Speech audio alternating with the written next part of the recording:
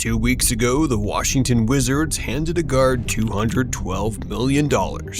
Every analyst in basketball called it the same thing, the worst contract of the summer.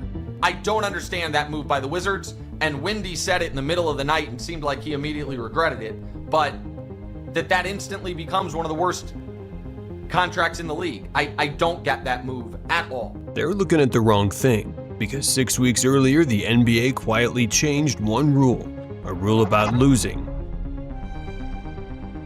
And that rule turned this contract from a blunder into the sharpest move any front office has made all year.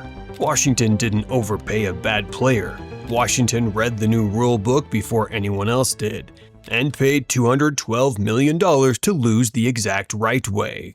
All right, the NBA is proposing a new draft lottery system that could be implemented as early as next season that they hope would curb tanking. And here's the gist of it. It's being dubbed the 3-2-1 based on the number of lottery balls a team would get.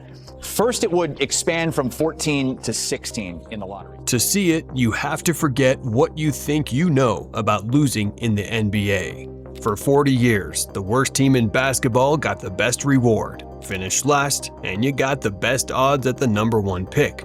That was the deal. That's why teams tank, why they bench their stars, lose on purpose, and race each other to the bottom for a shot at the next superstar. The whole system rewarded being terrible. Everyone understood it. And this past season, teams got so shameless about it that the league finally did something. They changed the rule, and the change is small enough that most fans skimmed right past it, and important enough that it rewrites what a smart front office is even trying to do.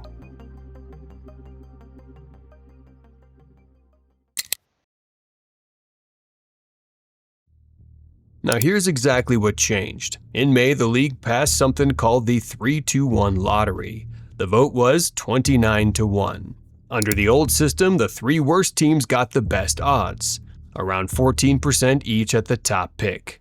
Under the new one, those same 3 worst teams get punished. They're what the league calls relegated. Their odds get cut to 5.4%, and they can't pick any higher than 12th, no matter how badly they lose. Listen to that again. For the first time in the history of the league, being the worst team is no longer the best strategy. The bottom is now a trap. The worst 3 records in the league would go from a 14% chance, as is right now, and this is how this year's lottery, which will go unchanged. Massive drop. Massive. You're cutting it in a third, basically, going from 14% to 5.4%. Yeah. So let's take this one thing at a time here. That's over half. It is. So for the first time, really, in forever, there is no incentive to be one of the worst 3 teams. So, where did the reward go? Well, it moved up. The best odds in the new lottery, 8.1%, now belong to the teams with the 4th through 10th worst records. Not the bottom feeders, the almost teams. The ones bad enough to miss the playoffs, but not bad enough to bottom out.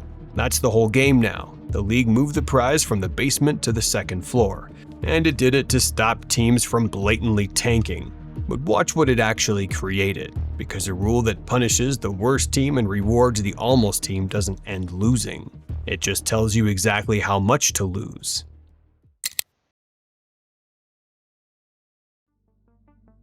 Picking second will be the Utah Jazz, and that means that the number 1 pick in the 2026 NBA draft goes to the Washington Wizards.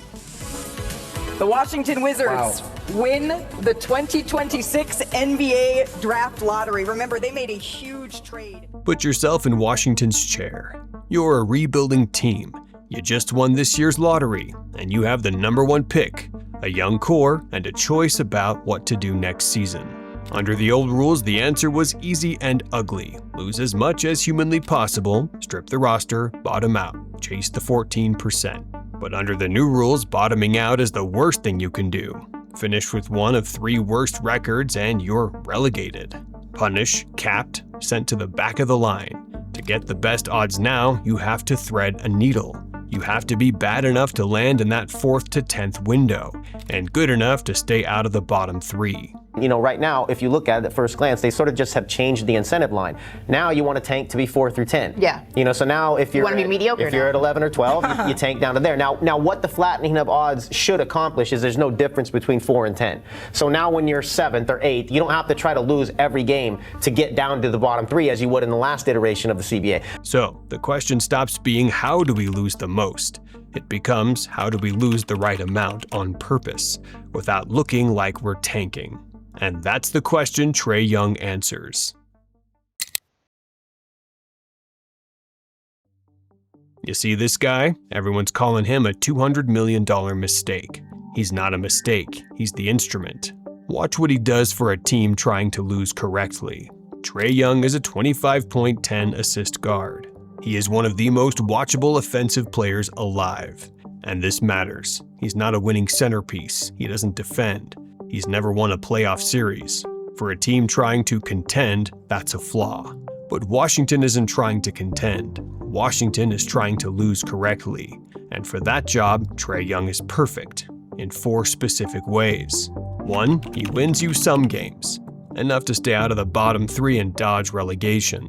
A team with Trae Young running the offense is bad. It's not historically bad, that's the point. 2, he keeps you in the lottery. He's not good enough to drag a young roster into the playoffs, so you stay parked in that 4th to 10th sweet spot, the 8% zone, exactly where the new odds are richest. 3, he sells tickets. Tanking used to mean empty arenas and angry fans. Trae Young is appointment television. You get to lose in the sweet spot while your building stays full. 4, he mentions the kids. You just drafted a number 1 pick. You've got a young core. Young is a floor general who makes teammates better. The ideal veteran to develop the players you're actually building around. A guard who wins you just enough, keeps you in the sweet spot, fills the seats, and raises your rookies. Under the old rules, that player was worthless to a rebuild. Under the new rules, that player is the most valuable piece on the board. Washington didn't overpay. They repriced him because the rule repriced losing. Now, be careful here, because this is where it stops being about Washington and starts being about the league. The NBA passed this rule to stop tanking, to make teams stop losing on purpose. And the very first thing that happened, the first major move of the very next offseason, was a team spending $212 million to lose on purpose better. That's the pattern that should bother you, not that Washington is cynical.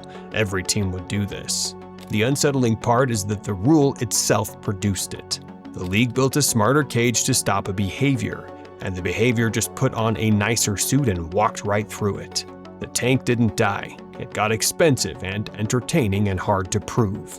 Now the incentive is to get to 4 through 10. So we'll see how it works out. I like the flattening of 4 through 10 because, like I said, if you're in that zone, there's no difference between 9 and 5, right? So you don't have to lose every game. But there still will be points where it's better to be 9 than 11. So there still will be tanking. Nobody broke a rule. Washington followed the new one perfectly. The league wrote it. Trae Young crashed it. That's not a loophole. That's the design working exactly as written, just not the way it was sold. So, go back to the headlines. The worst contract of the summer, a financial monster, an overpay for a guard who can't win. Every one of them is grading Trae Young against the old game, the one where you lose to get the top pick. But the Wizards aren't playing the old game. They read the new rule book, found the one lane the league accidentally left open, and paid $212 million to drive straight down it. It wasn't a mistake, it was a plan, and the league handed them the blueprint. If the math is wrong, show us the document. This is Beyond the Buzzer.